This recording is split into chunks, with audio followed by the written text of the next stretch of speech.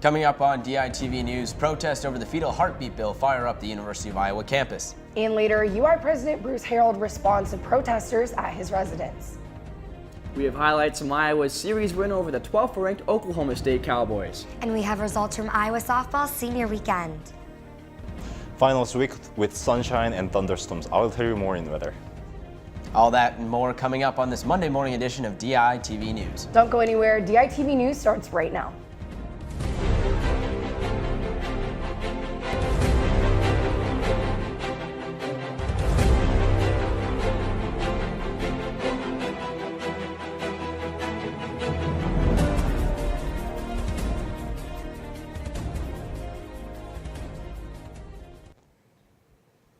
Good morning and thanks for joining us today. I'm Becca Scadden. And I'm Bo Bowman.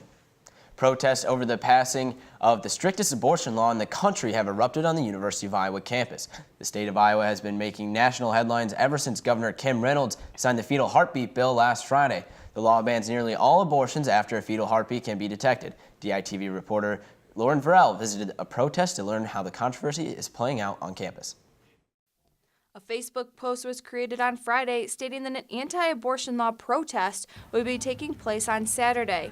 This brought anti-abortion law protesters and for abortion law protesters to the University of Iowa Pentecost. We intentionally reached out to the Emma Goldman Clinic, to Planned Parenthood of the Heartland, of student advocates for Planned Parenthood, and when the Iowa Senate passed this bill, we knew that the governor was going to sign it and that we needed to act in opposition and create some noise around it.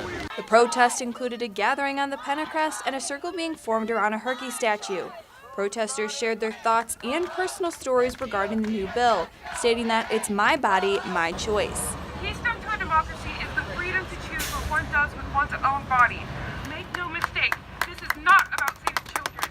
This is an attack on the bodies of women. The protest also caught the attention of 4 bill protesters, which hope to demonstrate their support for the bill. For me, the pro-life movement is about peace and love. It's never about hate.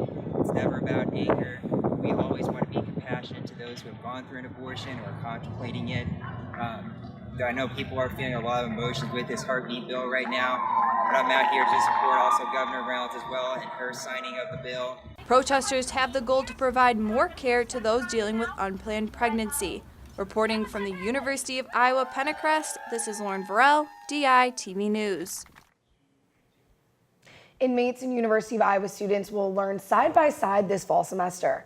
A class called One Community, One Book will be held on site at the Iowa Medical and Classification Center, Oakdale Correctional Facility. As a part of the UI's College and Prison program, Liberal Arts Beyond Bars, students from the Iowa City campus will go into the prison to take a 7-week course. When asked about the program, Director of UI Liberal Arts Beyond Bars, Katharina Litchfield said, quote, "This is a unique opportunity and it's a bit of a risk. I need to be very, very careful that every student from the university understands just what it is they're signing up for," end quote. For more, check out the front page of the Daily Iowan. Community members gathered on Saturday to raise awareness and money to fight the leading cause of death in the United States.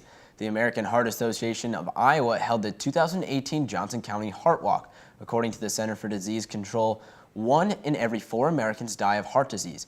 Walk participants formed teams to raise money for research and wore stickers with the names of loved ones who have battled heart disease. With the end of the semester quickly approaching, University President Bruce Harreld spoke to the Daily Iowan and DITV News about several issues facing the UI campus. When asked about the non-tenured faculty and their demand for better working conditions, Harreld said he supported the marchers' right to protest. However, he also said protesters should speak with college deans who have control over their salaries and not him. That's where they need to go. That's where these decisions are. I mean, the last thing any of our deans want me to do is to actually wave a wand and actually change salaries and change benefits. These decisions are collegiate. Harreld also said salary data should be compared with other collegiate institutions first before adjustments are made at the University of Iowa. While we were talking to President Harreld, the untenured faculty were making their voices heard. DITV received video from the protest. Friday afternoon, countless people gathered at the Pentecost and marched to the president's house in order to support Faculty Forward's goal. On their official Facebook page, the group stated, quote, "We think we left a pretty clear message for him. No business as usual until our demands are met. We demand respect, good jobs, real power to make decisions on campus and union rights now," end quote. In the wake of University of Iowa budget cuts, the Division of Student Life is planning to focus more on fundraising. In an interview with the Daily Iowan on Friday, Division of Student Life Vice President Melissa Shivers shared their development strategy. They've been working with the Center for Advancement to help potential donors find an area they would like to give back to. This could include helping minority students, students with financial need, and more. That is one of the things I think I can do to help the staff. I don't want them to have to always think about the fact that they can't do innovative and creative things because we don't have the resources. Shiver said the Office of Advancement is meeting with all 12 departments in the division to determine funding priorities. It's finally consistently nice out and just in time for students to get out on the Pentacrest and study for finals. Absolutely. All last weekend and last week I saw people sitting all over the Pentacrest and there were a bunch of hammocks out there too. Let's toss it over to Jun Yuk in the weather studio to find out more. That's right, guys. Just like last week, finals week kick off today with some wonderfully shining weather. But like past weeks, things will be getting a little stormy. Today will be bright and sunny with the temperatures reaching mid-70s. Tonight will also be calm with temperatures staying constant at the 60s. Now let's take a look at our extended forecast. From tomorrow, the weather will start to be a bit depressing as you see more partly cloudy skies. The temps will still be warm or hot enough, reaching high in high 70s and low in mid-50s. Thunderstorms are expected on Wednesday. As you can see, precipitation is 90%, so be sure to grab an umbrella if you don't want to get your pencils and papers wet. Warm temperatures continue still with partly cloudy skies on Thursday, and on the last day of finals week, it will be cooling down with scattered thunderstorms and temperatures ranging in the 50s and 60s area. Those of you who are graduating on Saturday, like me, would be disappointed with the unfortunate weather. Another scattered thunderstorm is expected on this happy day. If you still want to take pictures outside after graduation, you should definitely grab an umbrella or pray hard not to rain much on the day. Throughout the semester, well done, hot guys, and keep it up until your last final exam. And I hope you enjoy summer weather of Iowa City and wherever you are going to be during vacation or after graduation. That's your weather for the week. Guys, back to you. Having an Iowa City library card now means you can stream thousands of movies for free. The library announced last week that it has partnered with a streaming service called Canopy. The service has over 30,000 videos, including classic foreign, independent, and documentary films. The library chose Canopy as their streaming service for its large amount of educational videos. Library members will be able to watch 8 movies a month for free. A local business that specializes in helping other businesses, is celebrating its first birthday. Merge in downtown Iowa City rents office space to businesses at a cost-friendly price. DITV reporter Samantha Auswick went to check out their one-year anniversary. This past Friday, Merge, located in downtown Iowa City, celebrated its one-year anniversary. Merge is a local space for businesses to come together to have affordable office spaces and also a nice way for businesses to get started by offering affordable office areas. I spoke with Kate Moreland, the vice president. It's for startup community in our area to make sure that they get the support they need and are able to bring their ideas to fruition. So we create a co-working space and offices that are affordable for downtown, and businesses are able to collaborate to work with economic developers to bring their ideas to fruition and get the support they need. Many people came together to help Merge celebrate its one-year anniversary. For DITV News, I'm Samantha Ostwick.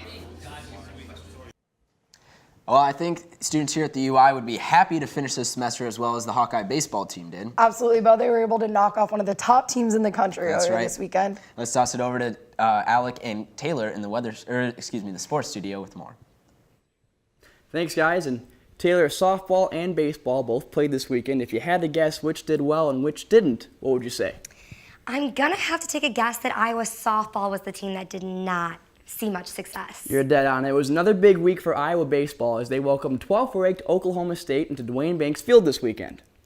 In Game 1 on Friday night, Iowa fell 7-6 in a close one and rebounded on Saturday with a 16-14 victory. Did you say 16-14? That sounds more like a football score to me, Taylor. Yes, Alec, you did hear me correctly. I did say 16-14, and that high-scoring win put Iowa in position to clinch the series on Sunday. Iowa got off to a hot start in this one with 4 runs in the first inning. It started with a Tyler Cropley double RBI. And it was all Iowa from there. In the 6th inning, the Hawks scored 6 runs alone, including this single RBI from Matt Boyd.